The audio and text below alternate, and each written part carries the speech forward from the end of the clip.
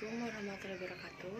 Perkenalkan, nama saya Sinda Lestari dari kelas 12 MIPA 5. Perkenalkan, nama saya Eviana Juniati dari kelas 12 MIPA 5. Perkenalkan, nama saya Siti Naswa Finotulmahia dari kelas 12 MIPA 5. Hak asasi manusia ditemui secara umum sebagai hak yang melekat pada diri setiap insan manusia. HAM wajib dijunjung tinggi dan dilindungi, dan dipenuhi oleh negara, hukum, pemerintah, dan setiap orang. Hak asasi manusia muncul dari keyakinan manusia itu sendiri, bahwasannya semua manusia selaku makhluk ciptaan Tuhan adalah sama dan sederajat. Manusia dilahirkan dengan memiliki martabat serta hak-hak yang sama. Atas dasar itulah, manusia harus diperlakukan secara sama, adil, dan beradab. Pelanggaran HAM yang sering terjadi yaitu bullying.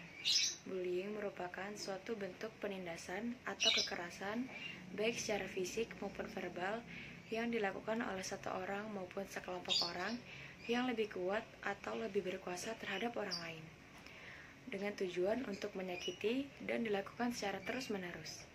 Pelaku bullying verbal akan mendapat ancaman pidana sesuai pasal 80 yang menyatakan setiap orang yang melanggar ketentuan sebagaimana dalam pasal 76C akan dipenjara paling lama 3 tahun 6 bulan dan atau denda paling banyak 72 juta rupiah. Faktor penyebab bullying. Ada beberapa faktor yang menyebabkan seseorang melakukan bullying, yaitu 1. Masalah pribadi. Salah satu pemicu seseorang melakukan bullying adalah karena masalah pribadi yang membuatnya tidak berdaya di kehidupannya sendiri. 2. Pernah menjadi korban bullying. Beberapa kasus menunjukkan bahwa pelaku bullying sebenarnya juga merupakan korban. Korban dari kekerasan saudara-saudaranya, korban dari bullying teman yang sebelumnya, korban dari otoriternya pola asuh keluarga, atau korban dari pikiran mereka sendiri. 3. Rasa iri. Penyebab bullying selanjutnya adalah rasa iri pelaku pada korban. Menurut psikolog, sifat ini ternyata merupakan faktor terbesar yang membuat seseorang melakukan tindakan bullying. Keempat, kurangnya rasa empati. Penyebab selanjutnya adalah karena kurangnya rasa empati. Saat melihat korban, pelaku bullying tidak merasa empati pada apa yang dirasakan oleh korban. Sebagian mungkin merasa senang saat melihat orang lain takut. Semakin mendapatkan reaksi yang diinginkan, semakin pelaku bullying senang melakukan aksinya. Yang kelima, mencari perhatian. Terkadang pelaku bullying tidak sadar kalau apa yang dilakukan termasuk ke dalam penindasan.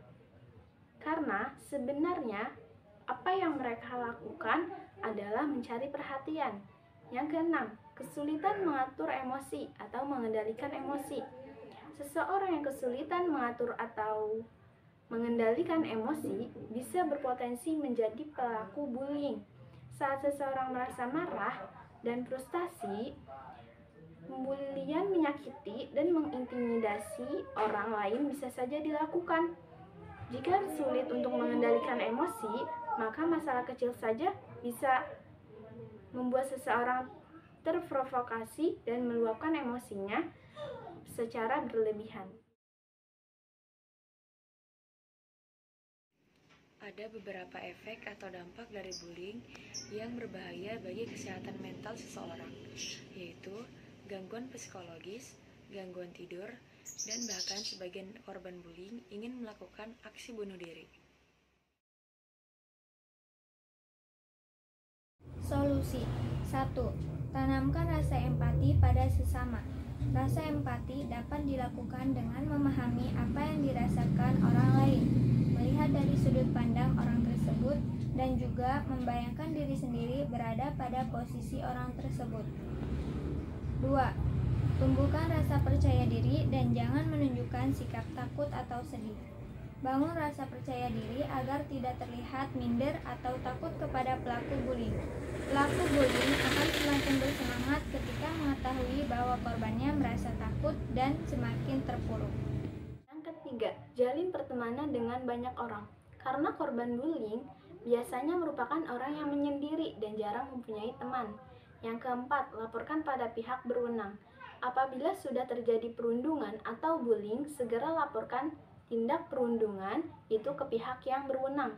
Biarkan masalah tersebut diselesaikan oleh pihak yang berwenang dan menghentikan bullying. Sekian dari kelompok kami, kurang lebihnya mohon maaf. Wassalamualaikum warahmatullahi wabarakatuh.